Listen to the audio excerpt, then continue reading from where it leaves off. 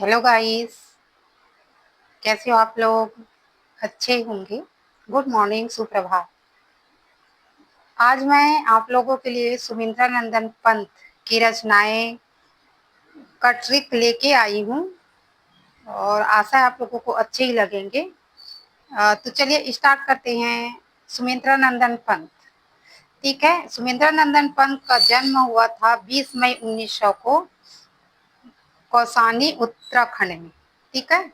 और उसकी मृत्यु हुई थी 28 दिसंबर 1977 इलाहाबाद, उत्तर प्रदेश। उसका दूसरा नाम गोसाई दत्त था। पिता का नाम पंडित गंगाधर और माता का नाम सरस्वती देवी, और उसकी कर्मभूमि थी इलाहाबाद। भाषा ज्ञान उसको संस्कृत, अंग्रेजी, बांग्ला और हिंदी का था, और आंदोलन है राष्ट्रवाद व प्रगतिवाद में भाग ली।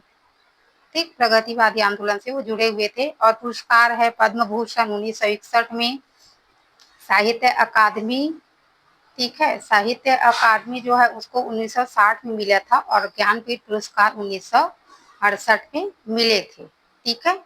और इसकी शैली थी गीतात्मक और मुक्तक और संगीतात्मक, ठीक है।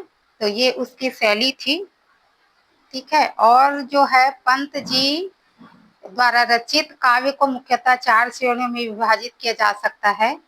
पहला है छायावादी, दूसरा प्रगतिवादी, तीसरा अरविंद दर्शन से प्रभावित रचनाएं, और चौथा है मानवतावादी या आध्यात्मिक रचनाएं, ठीक है। तो चलिए स्टार्ट करते हैं, देखते हैं। यहाँ पे है, पहला है छायावादी रचना, जो कि 1918 से 1943 तक वो लिखे थे, ठीक है। तो यहाँ पे देख सकते हैं कि सबसे पहला है उच्छ्वास, जो 1920 की रचना है। फिर ग्रंथि भी 1920 की है, पल्लव 1928, वीणा 1927, और 1918 और 1929 की कविताएं 1918 से 1919 की कविताएं इसमें संकलित हैं। और फिर पांचवा है गुंजन, 1932 की रचना है, और ज्योत्सना 1934 की रचना है, ठीक है। तो इन सबको एक ट्रिक के माध्यम से यहाँ पे मैं ली हूँ, ऐसे कर लेती हूँ, ठीक है।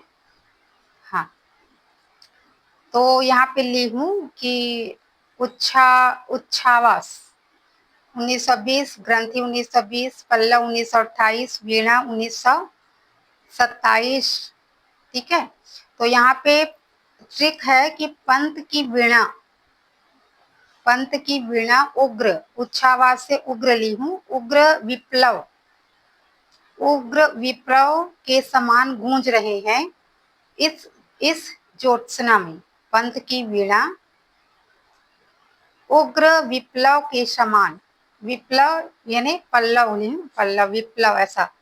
वी से वीणा से वी आ जाएंगे, और पल्लव से पल्लव, तो विप्लव, विप्लव ऐसा। तो विप्लव उग्र, उग्र यानी उच्छ्वास से उ ली हूँ, और ग्रंथि से ग्र ली हूँ, तो उग्र हो गए।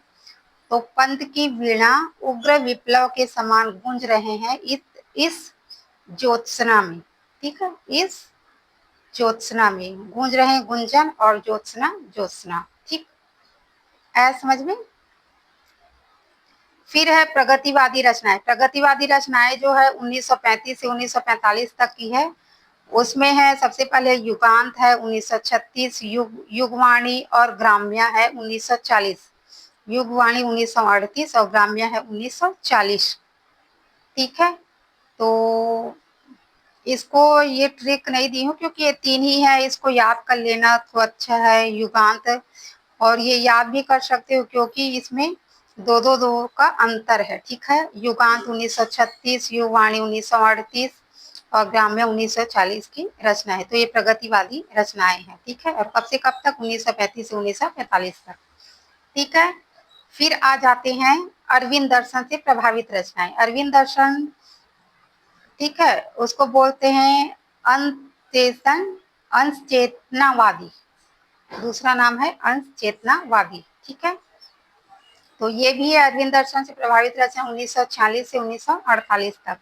इसमें है स्वर्ण किरण 1947 ईस्वी, ठीक है, स्वर्णधूल 1947, उत्तरा 1949 और युगपथ 1949। तो यहाँ पे देख सकते हैं, इसका मैं ट्रिक ली हूँ कि स्वर्ण किरण धूल के समान उत्तरा के पथ में है।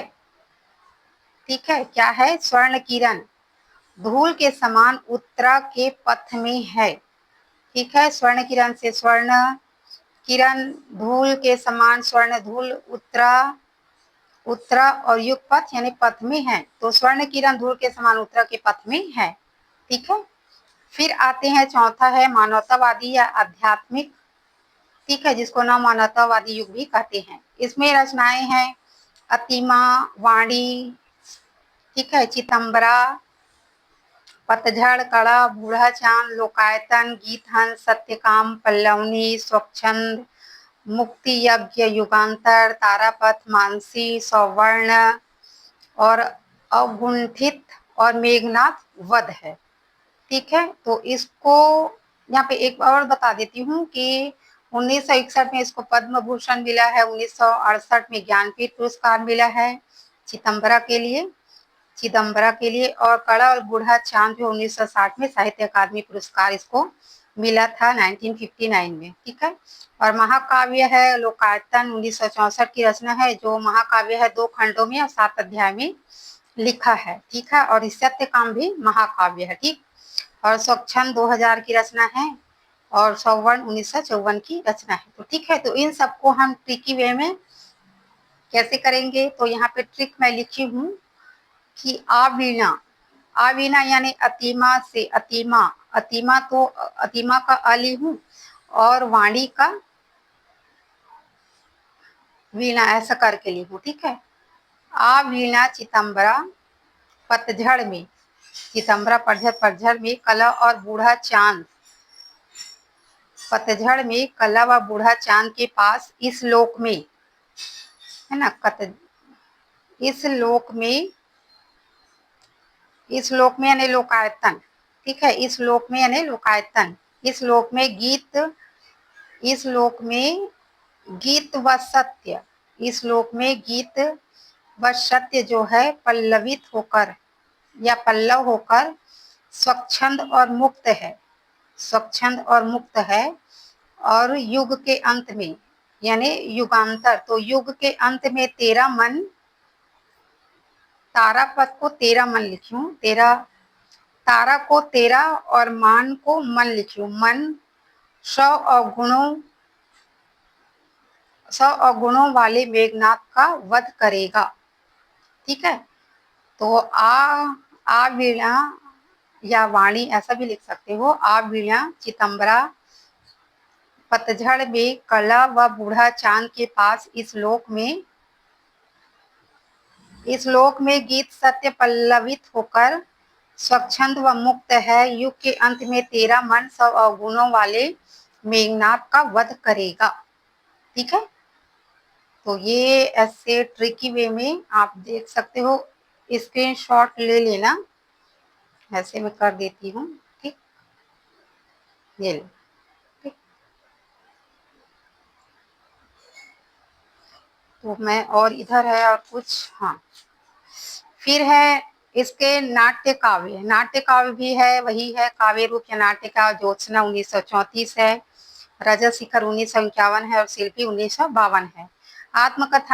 आत्मकथात्मक संस्मरण है 60 वर्ष, एक रेखांकन 1963 की रचना है, और आलोचना है गद्य पद और शिल्प और दर्शन। ये शिल्प और दर्शन जो है आते ही रहते हैं। ठीक है, और छायावाद एक मूल्यांकन 1965, ये भी IMP है, देख लेना। ठीक, फिर है कहानियां है 5 कहानियां 1938 की रचना है, उपन्यास है हार 1960 है, अनुदित रचनाओं के संग्रह भी है। ठीक है, मधु ज्वाल उमर खयाम की रुबाई पर आधारित है, ये ऐसे कर लेती हूँ।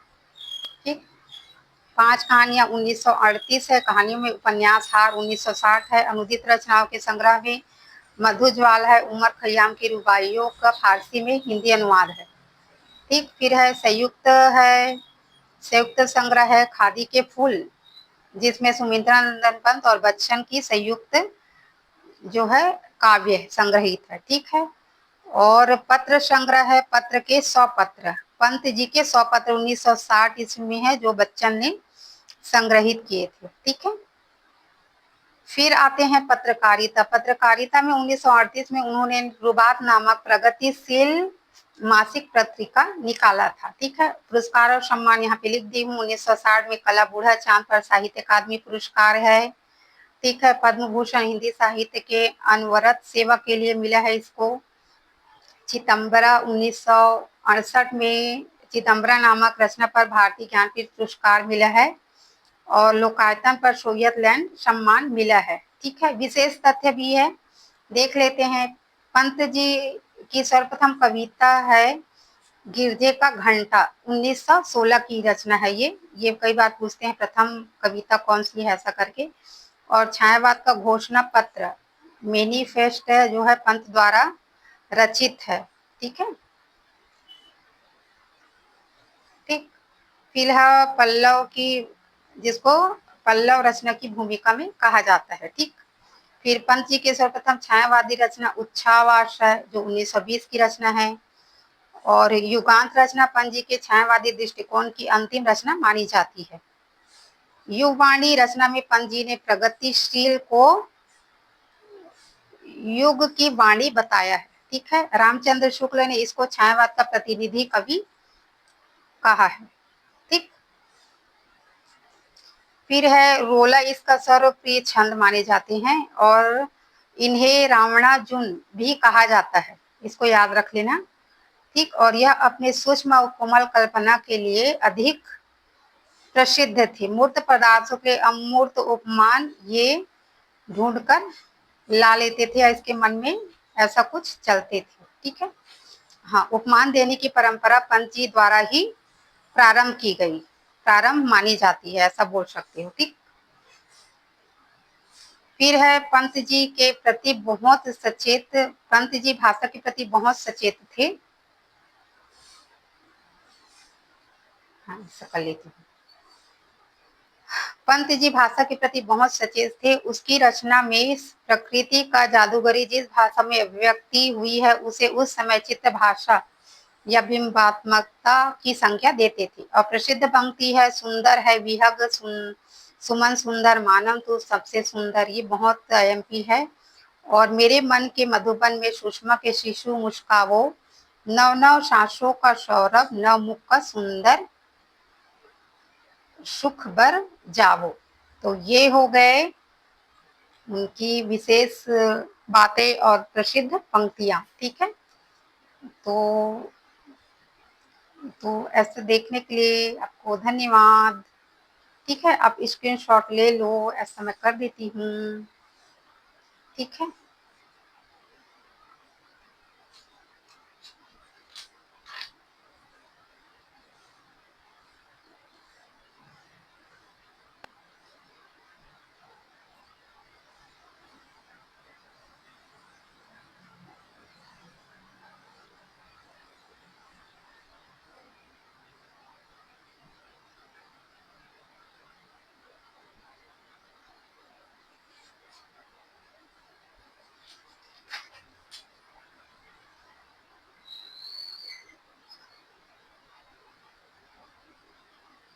तो ठीक है दोस्तों, धन्यवाद वीडियो देखने के लिए। प्लीज़ अगर वीडियो पसंद आए तो प्लीज़ लाइक कमेंट कीजिए और अपने सुझाव भी मुझे दीजिए कि मैं और किस तरह से ऐसा बना सकती हूँ कि आप लोगों को पसंद आए। ठीक है, तो धन्यवाद।